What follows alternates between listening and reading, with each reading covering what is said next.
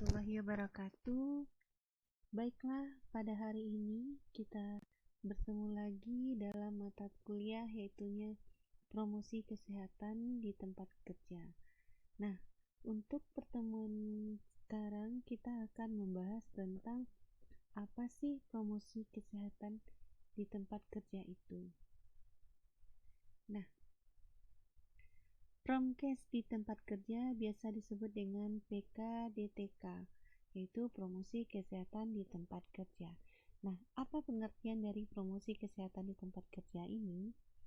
Promosi kesehatan di tempat kerja adalah upaya memberdayakan masyarakat untuk memelihara, meningkatkan, dan melindungi kesehatan serta lingkungannya.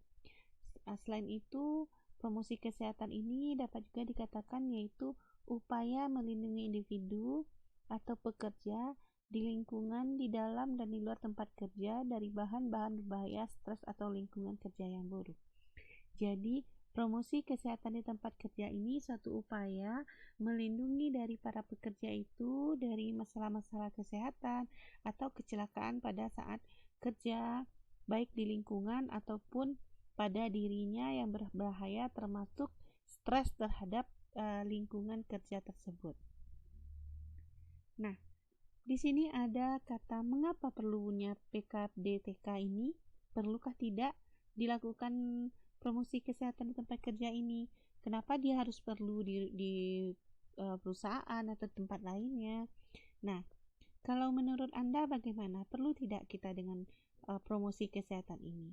Kalau sebagai tenaga kesehatan masyarakat, tentunya kita perlu tentang promosi ini, karena tiang kita adalah dengan memberikan promosi. Walaupun peminatan kita K3, tujuannya yaitu untuk mencegah kecelakaan kerja, sehingga dapat kita berikan dengan promosi ini. Jadi perlu atau tidak? Nah, apabila adanya PKDTK ini, produktivitas pekerja tidak saja ditentukan oleh desain pekerja tersebut, tetapi juga dipengaruhi oleh perilaku yang sehat bagi baik di dalam ataupun di luar tempat kerja.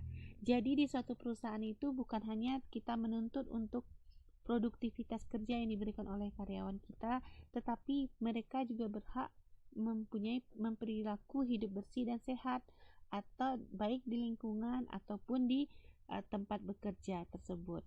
Jadi kalau stres dalam pekerjaan itu termasuk nanti akan menjadi permasalahan kita untuk memberikan promosi kesehatan di tempat kerja. Nah, apa sih tujuan dari PKDTK ini? Sebenarnya untuk promosi kesehatan di tempat kerja ini sudah kita pelajari di Promkes ya, promosi dasar Promkes sudah ada, kita mengetahui adanya promosi kesehatan di tempat kerja. Nah, tujuannya itu sama dengan promosi kesehatan, tetapi ini melengkup ke bagian tempat kerjanya. Nah, yang pertama tujuannya itu adalah mengembangkan perilaku hidup bersih dan sehat di tempat kerja. Jadi karyawan itu semuanya sehat, makan makanan sehat, seperti itu. Selanjutnya, menurunkan angka absensi tenaga kerja. Jadi kalau seandainya lingkungan sehat, hidupnya sehat, karyawan tidak stres, maka dia tidak akan ada absensi saat bekerja. Sedangkan apabila tuntutan banyak, sedangkan yang diberikan kepada karyawan sedikit, maka karyawan akan bosan dan akhirnya banyak yang tidak peduli dan tidak mengerjakan pekerjaannya. Nah, selanjutnya itu menurunkan angka penyakit akibat kerja dan lingkungan kerja. Jadi tidak adanya penyakit di lingkungan kerja.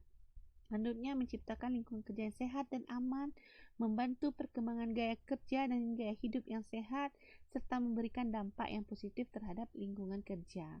Jadi tujuannya itu adalah kita memberikan promosi ini agar karyawan itu menjadi lebih baik dan tidak hanya mereka untuk dituntut untuk bekerja, tetapi juga sehat pada perilaku pada dirinya. Apalagi di zaman COVID ini sangat kita butuhkan memberikan promosi kesehatan di tempat kerja ini, karena ini mencegah nantinya terjadinya penularan bagi pekerja. Nah, siapakah sasarannya? Nah, sasarannya sama seperti di Promkes dulu, kita belajar adanya sasaran primer, yaitunya adanya target, dan adanya sasaran sekunder, ada sasaran tersier.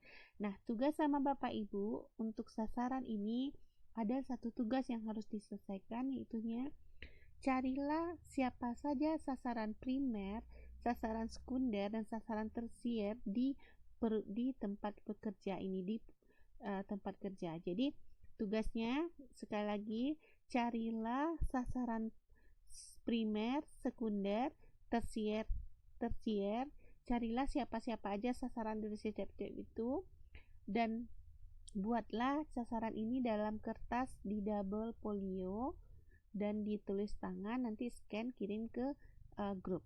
Nah, cari tugas untuk tugas pertama ya Bapak Ibu ya. Selanjutnya, apa keuntungan dari PKPT ini? Nah, keuntungannya ini ada dua, ada bagi pekerja dan bagi perusahaan. Bagi pekerja itu dapat kita lihat bahwa lingkungan pastinya akan ada lingkungan tempat kerja yang menjadi lebih sehat. Jadi tempat kerjanya itu menjadi lebih sehat, meningkatkan rasa percaya diri dari pekerja, menurunkan angka kejadian stres dari pekerja. Jadi pekerjanya lebih rileks lagi, meningkatkan semangat kerja, meningkatkan kemampuan pencegahan terhadap penyakit. Nah, ini salah satu. Jadi mencegah terhadap penyakit, meningkatkan kesehatan serta lebih sehatnya keluarga dan masyarakat. Itulah keuntungan dari bagi pekerja. Ada lagi keuntungan bagi perusahaan. Selain keuntungan ini bagi pekerja, ada keuntungan bagi perusahaan. Apa keuntungannya? Yang pertama adalah meningkatkan lingkungan tempat kerja yang sehat dan aman serta nyaman. Dan citra perusahaan positif. Otomatis apabila lingkungan yang baik, perusahaan senang, maka perusahaan akan mengatakan bahwa karyawan akan mengatakan bahwa perusahaan itu sangat bagus. Nah, selanjutnya meningkatkan moral staff serta menurunkan angka absensi. Tidak ada lagi yang absensi. Meningkatkan produktivitas serta menurunkan biaya kesehatan atau biaya asuransi dan pencegahan terhadap penyakit. Nah, itulah keuntungan dari PKDTK ini ya. Selanjutnya, apa prinsip promosi kesehatan di tempat kerja? Nah, prinsipnya itu yang pertama adalah namanya komprehensif. Komprehensif pasti tahu berarti lebih detail. Ada lagi partisipasi, ada lagi keterlibatan berbagai sektor, ada kelompok organisasi masyarakat serta berkesinambungan. Nah, apa sih karakteristik dari PKDTK ini? Nah, karakteristiknya yang pertama adalah kebijakan. Kebijakan di sini yang disebut yaitu penyelenggaraan yang didasarkan atas manfaat bagi pekerja atau pelayanan sukarela. Adanya sebuah kebijakan, prinsip satu. Yang prinsip kedua adanya sasaran. Jadi dalam kita memberikan PKDTK ini harus ada sasarannya, harus ada partisipasinya, harus ada materi dan harus ada kegiatan. Nah, sasarannya siapa yang kita tujukan? Tadi saya bilang ada 3 sasaran yang jadi tugas tadi. Nah, siapa sasaran kita? Partisipasi itu pekerjanya bagaimana? Materinya apa saja topik yang kita berikan? Serta adanya kegiatan yang kita berikan, itu berupa informasi seperti apa atau adanya modifikasi. Selanjutnya, karakteristik yang selanjutnya ada waktu pelaksanaan, ada lokasi di mana tempat kita berikan, ada durasi, ada pelaksanaan, dan ada manfaat. Nah, manfaat ini dapat menurunkan atau meningkatkan. Apa yang manfaat yang menurunkan, apa manfaat yang meningkatkan. Contohnya meningkatkan angka kecelakaan kerja gitu, meningkatkan kepuasan pekerja atau menurunkan angka absensi seperti itu. Nah, untuk karakteristik ini sama dengan pembuatan SAP. Dulu di promosi kesehatan kita sudah pernah membuat SAP. Nah, sekarang silakan Bapak Ibu bikin, atau tidak ada Bapak ya, Ibu bikin apa saja untuk tugas kedua ini ya. Carilah satu permasalahan dan buatlah karakteristik PKDTK-nya. Berarti karakteristiknya terdiri tadi yang pertama ada kebijakan, ada sasaran, ada partisipasi, ada materi, kegiatan, ada waktu, lokasi, durasi, pelaksanaan, dan manfaatnya. Nah, buatlah semuanya itu ya. Itu tugas kedua. Selanjutnya, apalagi langkah-langkah dengan PKDTK ini? Nah, langkah yang pertamanya itu apa? Yang pertama adalah menggalang dukungan manajemen. Menggalang dukungan manajemen ini di mana dukungan dan komitmen dari para pengambil keputusan dari semua pihak sangat penting sebagai sponsor dan komitmen untuk pelaksanaan promosi kesehatan. Jadi sponsor dan komitmen dalam promosi itu sangat penting. Yang kedua yaitu langkahnya adalah melaksanakan koordinasi. Melaksanakan koordinasi itu bagaimana? Melaksanakan koordinasi yaitu pengambil keputusan membentuk kelompok kerja atau tim, di mana kelompok kerja itu mengikuti semua komponen yang terkait di semua tingkatan di tempat kerja. Yang ketiga ada penjajakan kebutuhan. Jadi kita melakukan asesmen untuk mengumpulkan informasi yang berhubungan dengan kesehatan dan keselamatan kerja ini. Contohnya apa saja informasi yang kita butuhkan, misalnya untuk stres kerja, itu yang kita kumpulkan. Selanjutnya adalah memprioritaskan kebutuhan. Nah ini, memprioritaskan kebutuhan. Apa saja kebutuhan yang kita perlukan? Berarti kita harus membuat perencanaan jangka panjang, jangka pendek, goal dan tujuannya, strategi, serta aktivitas dan biaya, serta jadwal pelaksanaannya. Selanjutnya ada monitoring dan evaluasi. Nah, monitoring dan evaluasi ini yaitunya melihat seberapa baiknya program tersebut, lalu mengidentifikasi kesuksesan dari masalahnya. Selanjutnya adalah revisi dan perbaikan program. Nah, di sini setelah mendapatkan hasil dan evaluasi, tentunya ada kekurangan dan masukan. Apa kekurangan dan masukan dari program tersebut? Nah, untuk poin dari langkah-langkah ini, ada tugas juga, di mana dari masalah yang Bapak Ibu yang didapatkan tadi, yang dibuatkan kebijakan kesehatannya, yang dibuatkan kebijakan karakteristik tadi. Nah, masalah yang dibuat karakteristik tadi, buatlah langkah-langkah PKDTK-nya. Oke, buatlah 7 langkah-langkah PKDTK-nya ini ya. Selanjutnya, ada lagi apa itu langkah dari promosi kesehatan di tempat kerja yang dilakukan untuk meningkatkan kesehatan perusahaan.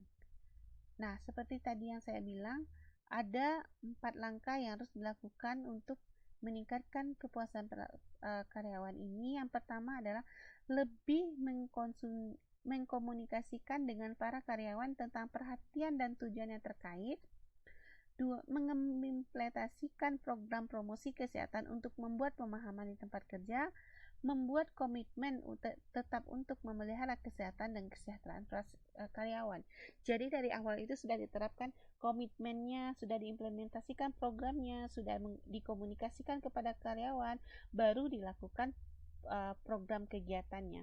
Itulah 4 langkah yang harus dilakukan perusahaan untuk meningkatkan dari kesehatan dari karyawan tersebut. Nah, apa contoh penerapan promkes di tempat kerja ini? Yang pertama adalah digambar adalah stop merokok, berarti tidak boleh merokok. Ada lagi mengkonsumsi makanan yang sehat di tempat kerja, melakukan olahraga, melakukan aktivitas fisik, menggunakan jamban sehat.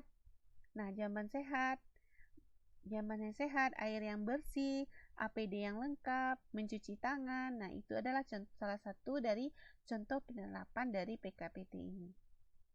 Selanjutnya, apa tema yang harus kita berikan untuk PKDTK ini? Yang pertama bisa dengan lifestyle coalition, di mana ada yaitu bagaimana dengan berat badan, pengendalian berat badan, obat, senam, olahraga, seperti itu.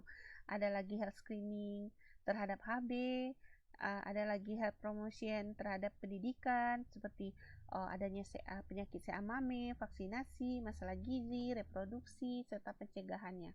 Itulah kira-kira tema kegiatan dari PKDTK ini. Nah, bagaimana cara pendekatan kegiatannya?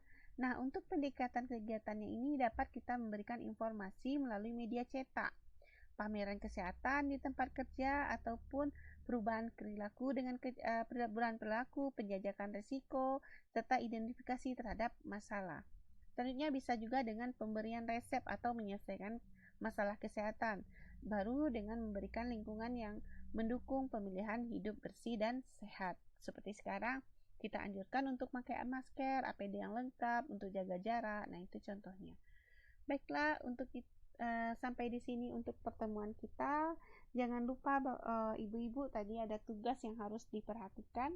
Silakan bikin tugas sesuai dengan instruksi yang saya berikan. Bikin tugasnya di kertas double folio, ditulis tangan, dan di foto atau dijadikan PDF dan kirim ke WA grup kita. Baiklah, terima kasih untuk pertemuan pertama ini. Saya tutup dengan Assalamualaikum warahmatullahi wabarakatuh.